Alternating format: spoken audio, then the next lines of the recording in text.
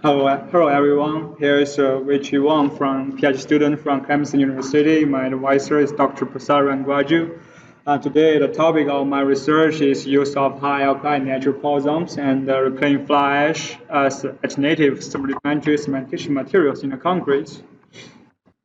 So previously, the materials with this characteristic are not recommended to be used in the concrete industry because research confirmed that the SCM contain high significant quantity levels of alkalis, which may be available to release into a concrete whole solution, increase the challenge of controlling the alkali-silica reaction.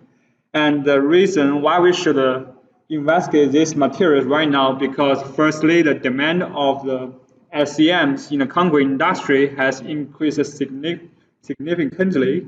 Also, there is no clear specification for limiting the threshold value of SCM alkali content. And thirdly, not all the alkalis of SCMs will release into a concrete pore solutions. It's important to distinguish a total alkali and available alkali.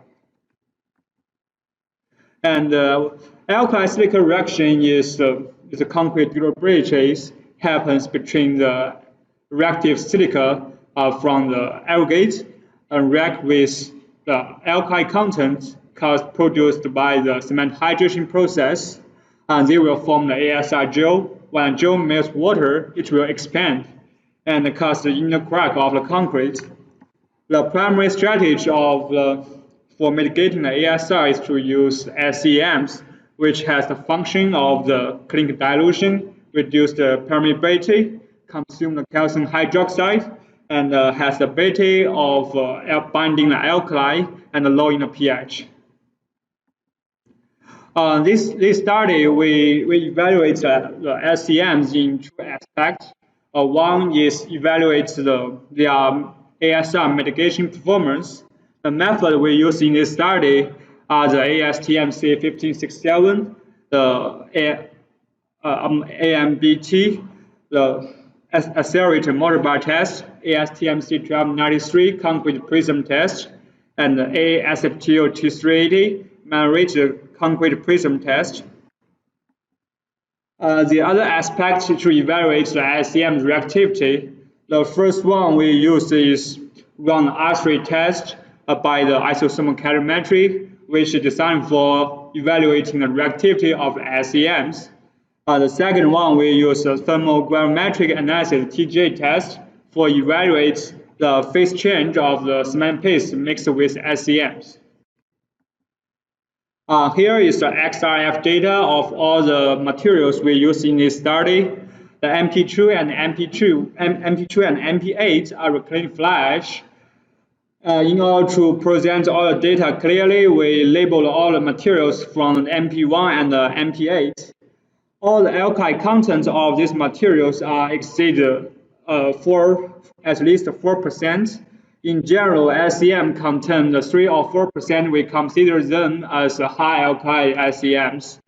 And the MP2 has the lowest one, around 4.75 total alkali %.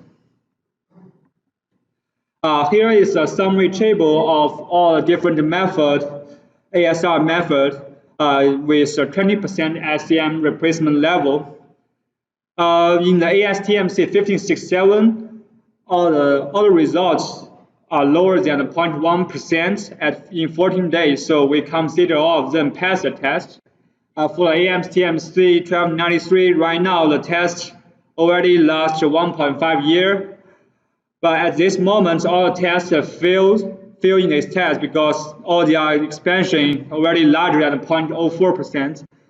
And for the MCPT test, AASHTO T380, in the 15-6 days, 5 of them pass the test, but some of them still expand. And when they reach 84 days, most of them has already exceeded 0.02%. And the PRF means although their expansion at 56 days, they are lower than the 0.02, they're still expanding. and when they reach 84, they exceed the 0.02, but their expansion rate is less than 0.01% per 2 weeks. We still think the material potentially effective in mitigating the ASR.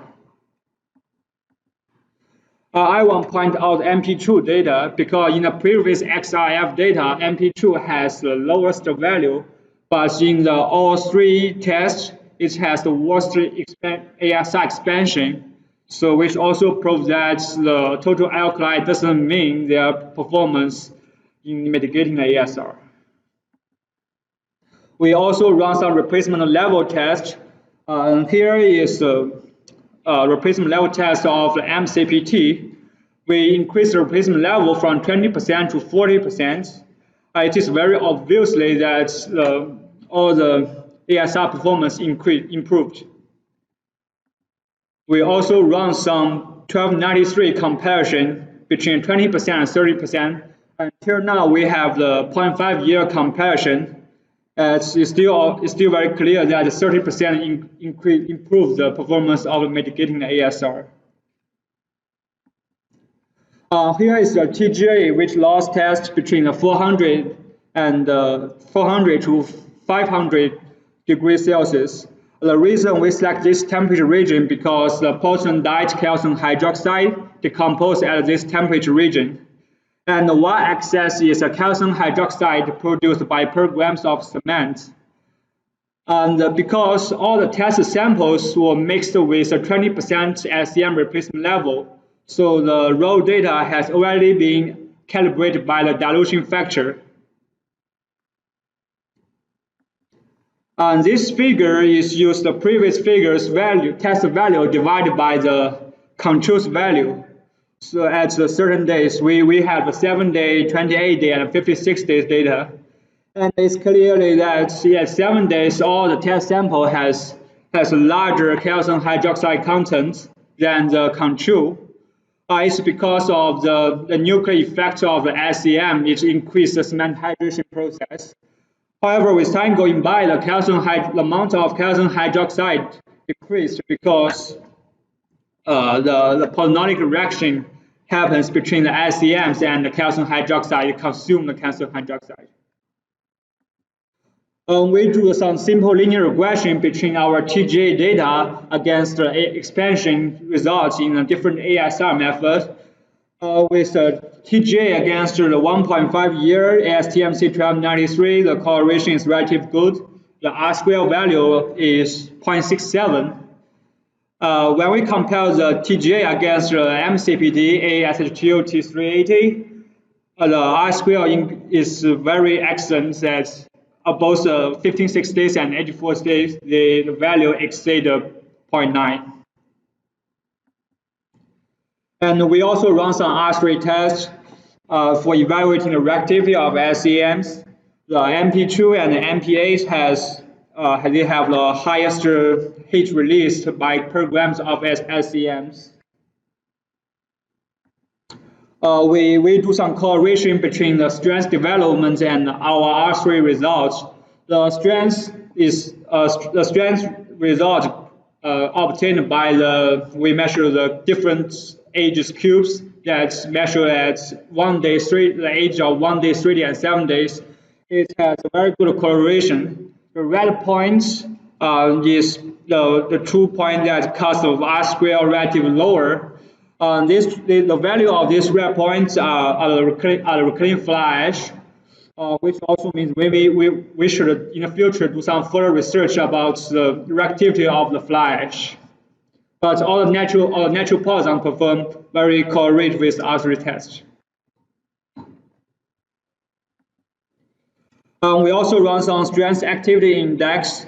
We compare the SCR result against the R3 test. Doesn't have very good correlation. We believe that maybe the temperature effect of the results. Some compounds at the R3 test has a strong reactivity at the ambient temperature because R3 test was run under the 40 Celsius degree. And we also run some preliminary post-solution study on the page. The result is already calibrated by their replacement level, that the 20% replacement level compared to the 80% of the control due to the dilution effect, and the 40% correspond to a 60% of control.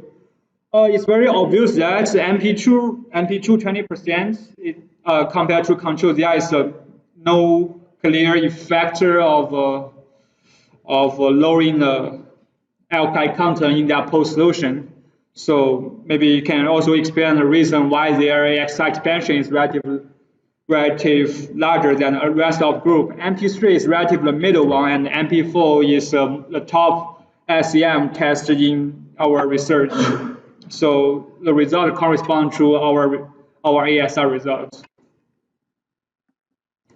So my conclusion that is, first, compared to a control specimen, all the mixture with high alkali SCMs reduced the ASR expansion. MP2, the clean fly ash did not perform very well as the rest of the samples, but still reduced some expansion at 20% replacement level compared to a control.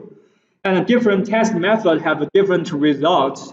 In the ASTM C1567, all the samples passed the test, but in the ASTM C1293, it's just 1.5 years, not reach 2 years, but all the samples have already failed. As for the MCPT, AASHTO T380, majority of them failed, but when we increase the replacement level to a high rate, to a 30% and a 40%, their mitigation performance increased a lot. Also, the ASI expansion from the 1293 and MCPT showed a good correlation with the amount of calcium hydroxide determined by the TGA test. And the R3 test results on SCM have good correlation with the strength development, but they don't correlate very well with ASI expansion and the SAR results. Also, the preliminary studies on the evolution of post-solution chemistry in the system support the result of the ASTM C1293 and the AASHTO T380 test.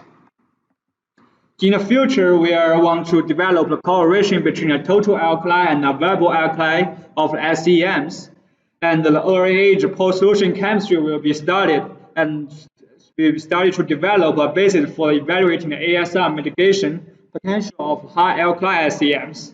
Also, we want to develop a model to predict the high alkali SCM pozzolanic reactivity based on their gas content, total and available alkali content level, and their specific surface area. As last, we want to evaluate the impact of this kind of materials on other concrete durability issues like surface resistance, chloride penetration resistance, and the shrinkage test. At last, we want to thank you the Natural Pozzolans Association and its members companies for providing us the material for this study.